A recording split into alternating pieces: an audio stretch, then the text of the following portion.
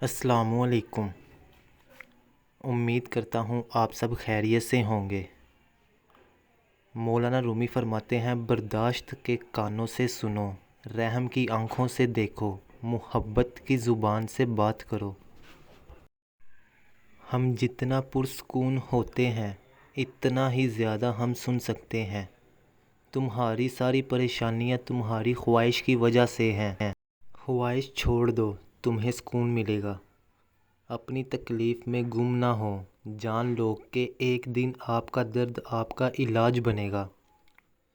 صبر کرو، جہاں تم اندھیرے میں بیٹھے ہو وہاں صبح ہونے والی ہے۔ اپنی ضروریات کے لیے دوسروں کی طرف مت دیکھو، جس نے تمہیں پیدا کیا ہے وہ تمہاری ضروریات بھی پوری کرے گا۔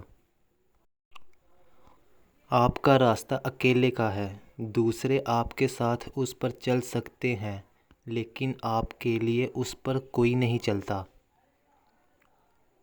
ایک موم بتی دوسری موم بتی کو روشن کرتے ہوئے اپنی روشنی کبھی نہیں کھوتی۔